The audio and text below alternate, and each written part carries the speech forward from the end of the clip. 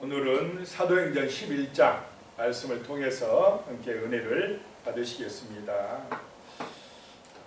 이제 베드로가 이방인 선교에 대한 이야기를 예루살렘 교회에 보고하는 내용과 안디옥 교회를 통해서 놀라운 이방 선교가 시작되는 것을 보게 됩니다.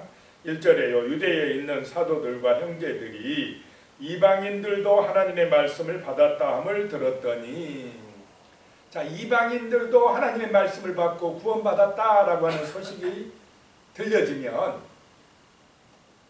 어떠해야 되겠습니까? 마음들이 감사하고 기뻐해야 될 일이 아니겠습니까? 우리로 말하면 저 안 믿는 사람들이 예수 믿고 교회에 나오게 됐더라, 그렇게 됐더라 라고 하는 이런 소문이 들렸다면 되게 기쁜 일입니다. 그런데 2절에 보시기 바랍니다. 베드로가 예루살렘에 올라갔을 때 할례자들이 비난하여, 할례자들이란 어떤 사람들이냐면 유대인들을 말합니다. 할례 받고 예수 믿는 사람들, 이거는 예수 안 믿는 사람들이 아닙니다. 기독교인들인데 할례 받은 유대인 기독교인들이 비난하여, 베드로 너 왜 이방인 전도했어? 이 말입니다. 이게 비난할 일입니까? 예수 믿는 사람이? 근데 예수 믿는 사람이 이렇게 될 수가 있다라고 하는 것입니다. 이방인이 구원받는 거 별로 좋아하지 않아요. 기분 나쁘다 이 말입니다. 자, 3절에 가면 이르되 내가 무할례자의 집에 들어가 함께 먹었다 하니, 기분 나쁜 일이 무엇입니까? 고넬료의 집에 들어가서 함께 밥 먹었다 이 말입니다. 세상 사람하고 이방인하고 기독교인하고 함께 밥 먹으면 안 됩니까? 밥 먹어야 전도가 되지 않습니까? 근데 유대인들이 얼마나 이 편협하냐라고 하는 것을 지금 알 수가 있습니다.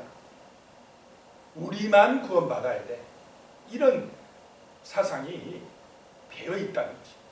예수님의 마음을 이해를 못해요. 예수를 믿는다고 하면서도 하나님의 뜻을 이해를 안 해요. 내 뜻이 중요해요. 내 뜻이. 우리 유대의 전통이 중요하다 이 말입니다.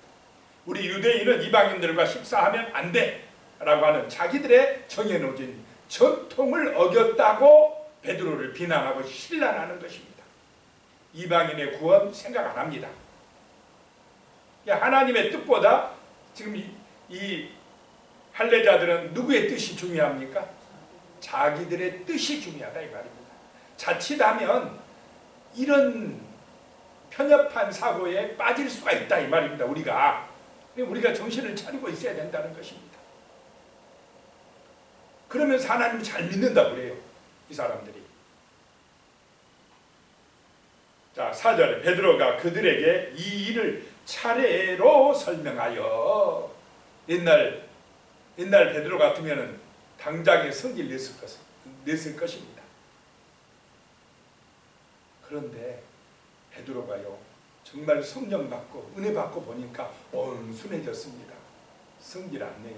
차례로 설명해 주더라 라고 하는 것입니다. 그러면서 5절에 이르되 내가 요빠시에서 기도할 때에 황홀한 중에 환상을 보니 큰 보자기 같은 그릇이 네 귀에 매여 하늘로부터 내리어 내 앞에까지 드리워지거늘, 있는 그대로 이야기해 줍니다. 자기 생각 덧붙이지 않습니다. 자기가 경험한 대로 그대로 설명해 준다는 것입니다. 6절에 이것을 주목하여 보니 땅에 4발 가진 것과 들짐승과 기는 것과 공중에 나는 것들이 보이더라. 그 부정한 짐승들이 거기에 담겨 있더라. 7절에 또 들으니 소리 있어 내게 이르되 베드로야 일어나 잡아먹으라 하거늘. 그대로 지금 앞장에서 설명했던 경험했던 내용을 그대로 설명해 주고 있습니다. 8절에 내가 이르되 주님 그럴 수 없나이다. 속되거나 깨끗하지 아니한 것을 결코 내 입에 들어간 일이 없나이다 하니, 9절에 또 하늘로부터 두 번째 소리 있어 내게 이르되 하나님이 깨끗하게 하신 것을 내가 속되다고 하지 말라 하더라. 하나님이 깨끗하다고 했는데 어떻게 내가 속되다 더럽다 하느냐. 자, 하늘에서 보자기에 내려주는 그 음식이 부정한, 유대인들이 생각할 때 부정한 짐승이었어도 하나님의 말씀이 잡아먹으라 하면 어떻게 해야 됩니까? 순종해야 된다 이 말입니다. 내 마음에 안 들어요. 유대 전통에 지금 보면, 유대 율법 그 전통에 보면 이건 부정이에요. 가까이 하면 안 됩니다. 그런데 하나님이 깨끗하게 하면 깨끗해지지 아니할 것이 없다 이 말입니다. 아무리 유대인들이 생각할 때 이방인은 개와 돼지 같은 취급을 당해도 하나님이 이방인도 깨끗하게 하실 수 있다라고 하는 것입니다. 자, 원래의 하나님의 목적은 유대인을 통해서, 유대인을 제사장 나라로 삼아서, 거룩한 백성으로 삼아서 만민을 구원하는 것이 하나님의 목적인 줄로 믿으시기 바랍니다. 그런데 유대인들은 우리만 하나님이 사랑해, 우리만 구원받으면 된다고 생각하실 거야, 이렇게 편협하게 자기들 중심으로 생각하고 이방인 전도에 관심이 없었다라고 하는 것입니다. 그런데 그런 사고를 지금 베드로를 통해서 또 유대인들에게 깨트려서 이방 선교가 하나님의 뜻이라는 것을 고넬료 사건을 통해서 알려주시는 줄로 믿으시기 바랍니다. 10절에 이런 일이 3번 있은 후에 모든 것이 다시 하늘로 끌려 올라가더라. 11절입니다. 마침 3사람이 내가 유숙한 집에 서 있으니 가이사랴에서 내게 보낸 사람이라. 12절에요. 성령이 내게 명하사 아무 의심하지 말고 함께 가라 하시매 이 6 형제도 나와 함께 가서 그 사람의 집에 들어가니. 자, 지금 10장과 11장의 주인공이 고넬료와 베드로입니까? 성령이십니까? 성령이 주관자다라고 하는 것입니다. 성령이 역사하고 계시다는 것입니다. 항상 우리의 삶의 중심이 하나님의 말씀이 되어야 되고, 그 말씀을 통해 역사하시고 우리를 가르치시고 인도하시는 성령 하나님이 되시는 은혜가 임하시기를 축복합니다. 성령께서 말씀하셨다는 것입니다. 아무 의심하지 말고 같이 내려가라 라고 하셨다는 것입니다. 13절에 그가 우리에게 말하기를 천사가 내 집에 서서 말하되 내가 사람을 요바에 보내어 베드로라 하는 시몬을 청하라 라고 했다는 것입니다. 14절에요. 그가 너와 내 온 집이 구원받을 말씀을 내게 이르리라 함을 보았다 하거늘. 베드로를 통해서 복음의 말씀을 들으라고 하셨다는 것입니다. 이 예수 그리스도의 말씀, 예수가 구원자라는 말씀, 정말로 이 복음을 들어야 우리의 생명이 살아날 줄로 믿습니다. 복음이 믿어져야 된다는 것입니다. 14절에 그가 너와 온 집이 구원받을 말씀을 내게 이르리라 함을 보았다 하거늘. 15절에요. 내가 말을 시작할 때에 성령이 그들에게 임하시기를 처음 우리에게 하신 것과 같이 하는지라. 성령이 임하심은 우리 유대인에게나 이방인에게나 같이 임하시더라 라고 하는 것입니다. 그 성령의 임하심은 예수가 그리스도라고 말씀을 전할 때에 임하시더라는 것입니다. 복음을 증거할 때에 성령이 역사하시더라는 것입니다. 16절에요. 내가 주의 말씀에 요한은 물로 세례를 베풀었으나 너희는 성령으로 세례를 받으리라 하신 것이 생각났노라. 자, 예수님의 말씀이 생각났더라 라고 하는 것입니다. 요한은 물로 세례를 주었지만은 너희들은 성령 세례를 줄 것이다. 성령으로 세례를 받으리라 라고 하는 그 말씀이 생각났다는 것입니다. 자, 말씀이 생각나시기 바랍니다. 주님의 말씀이 생각나야 된다는 것입니다. 우리의 마음속에 세상 말, 사람 말들이 먼저 떠오르기 전에 성경의 말씀, 하나님의 말씀이 떠오르는 은혜가 임하시기를 축복합니다. 가만히 있으면 얼마나 많은 생각들이 우리에게 들어옵니까? 내 마음에 들어옵니까? 부정적인 생각, 원망을 일으키는 생각, 걱정하게 하는 생각들, 불안하게 하는 생각들, 세상의 말들, 사람의 말들, 세상의 뉴스들이 얼마나 우리의 마음에 많이 들어옵니까?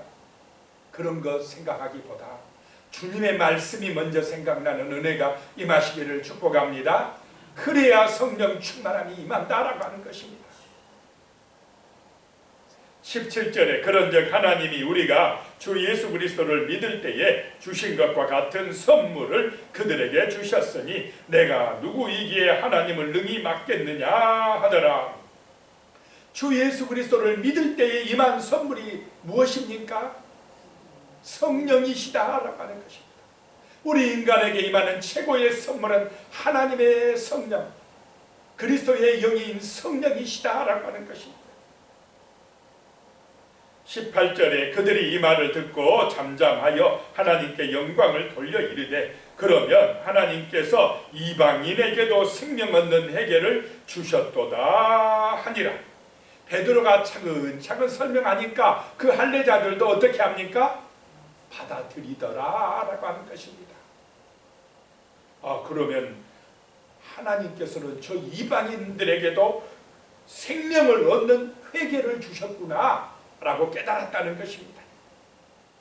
자, 생명을 얻는 구원은 회개를 통해서 이루어지는 줄로 믿으시기 바랍니다. 회개를 해야 됩니다. 회개는 어떤 회개냐? 내가 죄인임을 아는 것이 회개입니다.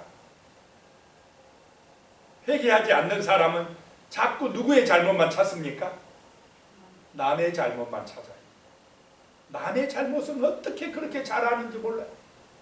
그런데 자기 허물과 죄는 못 보는 사람들이 세상 사람들이라는 것입니다. 내가 죄인인 줄 아는 사람, 내가 십자가 앞에서 정말로 예수의 피가 아니면 용서받지 못할 죄인이라는 걸 아는 사람은 남의 허물과 죄를 함부로 판단하거나 정죄하지 못할 줄로 믿습니다. 우리는 회개하고 예수 믿었습니다. 구원받는 회개는 딱 한 번이지만은 우리의 자범죄를 회개하는 것, 우리의 잘못됨을 회개하는 회개는 날마다 어떻게 해야 됩니까? 날마다 해야 됩니다. 그래서 사도 바울은 날마다 내가 죽노라 그랬습니다. 내가 죽어야 된다 이 말입니다. 날마다. 19절입니다. 그때에 스데반의 일로 일어난 환난으로 말미암아 흩어진 자들이 베니게와 구브로와 안디옥까지 이르러 유대인에게만 말씀을 전하는데 스데반의 그 일로 스데반의 순교할 때에 핍박이 일어나니까 유대인들의 핍박이 일어나니까 많은 제자들이 어떻게 했습니까? 흩어졌습니다. 그래서 페니키아라고 합니다. 그 가이사라 북쪽에 있는 한국 그런 해안까지요. 페니키아, 베니게와 구브로는 그 지중해 상에 있는 섬 키프로스 섬이라고 합니다. 그 섬, 이 구브로는 바나바의 고향입니다. 그 다음에 안디옥은 여기서는 안디옥은 수리아의 안디옥입니다. 그 안디옥에 이르러 유대인에게만 말씀을 전하는데 이방 사람에게는 안 전하는데 20절에 그 중에 구브로와 고레네 몇 사람이 안디옥에 이르러 헬라인에게도 말하여 주 예수를 전파하니 그 몇 사람이 이제 누구에게도 전했습니까? 헬라인 이방 사람에게도 복음을 전하더니 그랬습니다. 21절에 주의 손이 그들과 함께 하심에 수많은 사람들이 믿고 주께 돌아오더라. 자, 전도는 누가 합니까? 성령께서 주의 손이 함께 할 때에 전도가 되어진다라고 하는 것입니다. 전도는 내가 전도 안 돼, 해도 안 돼 이런 말 할 자격이 있습니까? 전도는 하나님이 하십니다. 내가 하려고 하니까 안 되는 것입니다. 말씀을 믿고 기도하고 나가면 되게 하는 분은 성령이시다. 주의 손이 함께 할 때 되는 줄로 믿으시기 바랍니다. 그래서 많은 사람이 믿고 주께 돌아왔다는 것입니다. 22절에요. 예루살렘 교회가 이 사람들의 소문을 듣고 바나바를 안디옥까지 보내니, 그 이방인들도 안디옥에서 많은 사람들이 믿고 돌아왔다는 말을 듣고 예루살렘 교회가 바나바를 파송한다라고 하는 것입니다. 보통 2명씩 가는데 바나바는 혼자 갑니다. 그만큼 바나바가요, 믿을 수 있는 사람이었다라고 하는 것입니다. 23절에 보니까 그가 이르러 하나님의 은혜를 보고 기뻐하여 모든 사람에게 굳건한 마음으로 주와 함께 머물러 있으라 권하니, 가서 보니까 안디옥 땅에, 그 이방 땅에 하나님의 은혜가 있더라라고 하는 것입니다. 하나님의 은혜가 보여지더라라고 하는 것입니다. 모든 것이 은혜인 줄로 믿으시기 바랍니다. 은혜다라고, 은혜다. 하나님의 은혜로 우리가 삽니다. 전도도 은혜로 되어집니다. 하나님의 은혜가 있는 우리 교회가 되어야 할 줄로 믿습니다. 은혜가 있으면요, 기뻐집니다. 감사가 넘쳐나요. 샬롬의 은혜가 임합니다. 평화합니다. 부흥이 일어납니다. 안디옥 교회가 그랬다는 것입니다. 그런 사람들, 그 은혜가 있는 그곳에 가서 바나바가 설교를 하는데 뭐라고 하느냐? 모든 사람에게 굳건한 마음으로 주와 함께 머물러 있으라 권하니, 굳건한 마음으로, 믿음으로 살아 이 말입니다. 믿음으로 든든하게 서 있으라. 자, 우리가 이 땅에서 흔들리지 아니하고 걱정, 염려, 불안, 두려움에 빠지지 않는 길이 뭐냐? 예수를 믿는 믿음인 줄로 믿으시기 바랍니다. 돈이 많다고 흔들리지 않는 것 아닙니다. 많을수록 불안하고 사람은요, 흔들립니다. 믿음이 있어야 굳건합니다. 견고해집니다. 믿음으로 주와 함께 머물러 있으라. 주님과 동행하는 은혜의 삶이 되시기를 축복합니다. 주님의 인도함을 받으라 이 말입니다. 24절에 바나바는 착한 사람이요 성령과 믿음이 충만한 사람이라 이에 큰 무리가 죽게 더하여지더라. 사람이 좋아야 돼. 바나바는 착한 사람이다. 그러니까 자기 재산을 다 팔아가지고 어떻게 했습니까? 가난한 사람에게 나누어 주라. 착한 사람이 아니면, 이웃을 사랑하는 사람이 아니면 그렇게 하기 어렵습니다. 누가 자기 재산 팔아서 다 내놓을 수가 있겠습니까? 믿음과 성령이 충만하고 착한 사람이기 때문에 그렇게 가능합니다. 다른 사람들이 사울을 비난하고 그 사람 안 돼, 우리 기독교인들을 핍박하던 사람이야 했을 때 바울이 어떻게 합니까? 사울을 변호해주고, 이 사람 진실로 회개하고 새 사람 됐으니까 우리가 이 사람에게도 제자의 사명을 맡겨야 된다. 이렇게 바울을 세워줬던 사람입니다. 사울을.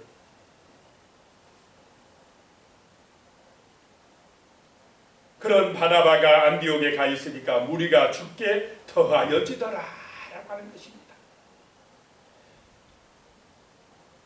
그리고 25절에요. 바나바가 사울을 찾으러 다소에 가서, 사울이 자기 고향에 가 있는데 이 바나바가요 사울을 찾으러 갔습니다. 먼 길을 가가지고 26절에 만남의 안디옥에 데리고 와서 둘이 교회에 1년간 모여 있어 큰 무리를 가르쳤고 제자들이 안디옥에서 비로소 그리스도인이라 일컬음을 받게 되었더라. 사울을 데리고 와서 바나바가 같이 안디옥 교회에서 목회하더라, 사역했다 라고 하는 것입니다. 그랬더니 그 안디옥 교회에서 비로소 그리스도인이라고 불려졌다. 그리스도인이다 라고 하는 것은 그리스도에게 속한 사람들이다 라고 하는 뜻입니다. 예수 믿더니 교회에 가더니 안디옥 사람들이 보니까 사람들이 달라졌어요. 이 안디옥은 인구 약 50만 정도 되는 큰 도시였습니다. 우상숭배와 그 음란함이 많은 고린도와 같은 도시였습니다. 그런데 예수 믿는 사람들, 교회에 나간 사람들은 그들의 생활이 완전히 새로워져요. 변화됐습니다. 안 믿는 사람들이 보니까, 야, 저 사람들은 어떻게 저렇게 신실해졌어? 달라졌어? 그러면서 부르기 시작한 것이 그리스도인이다 라고 부르기 시작했다는 것입니다. 27절에 그때의 선지자들이 에루살렘에서 안디옥에 이르니 28절에 그 중에 아가보라고 하는 사람이 일어나 성령으로 말하되 천하에 큰 흉년이 들리라 하더니 글라우디오 때에 그렇게 되니라. 에루살렘에 큰 흉년이 들었습니다. 그랬더니 29절에 제자들이 각각 그 힘대로 유대에 사는 형제들에게 부조를 보내기로 작정하고 30절에 이를 실행하여 바나바와 사울의 손으로 장로들에게 보내니라. 그 안디옥 교회가 각각 그 힘대로 모아서 구제헌금을 힘대로 모아서 오히려 지금 어디 교회를 돕고 있습니까? 에루살렘 교회를 돕고 있다라고 하는 것입니다. 그 이방 교회가 에루살렘 교회를 돕고 있다는 것입니다.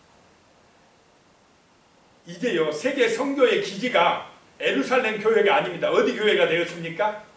안디옥 교회. 이 이방 땅 안디옥 교회가 선교의 기지가 됩니다. 놀라운 역사를 일으킨다라고 하는 것입니다. 기도하겠습니다. 하나님 아버지, 주의 은혜로 살아가게 하여 주시옵소서. 우리가 내 생각, 내 뜻대로가 아니라 성령의 감동과 하나님의 말씀을 기억하고 그 말씀을 생각함으로 정말 우리의 삶을 통해서 복음이 전해지고 예수가 그리스도라고 전파되는 은혜의 삶을 살아갈 수 있도록 도와주시옵소서. 참으로 하나님의 영광을 드러내는 복음의 증인으로 승리하게 하여 주시고 하나님의 은혜가 함께하는 그런 우리 가정, 우리 교회 또 이 땅이 되어질 수 있도록 축복하여 주시옵소서. 예수님의 이름으로 기도드리오며 이제는 우리 주 예수 그리스도의 은혜와 하나님 아버지의 무한하신 사랑과 성령님의 교통하시고 함께하시고 도우시는 은혜가 영원히 함께하시기를 축원하옵나이다. 아멘.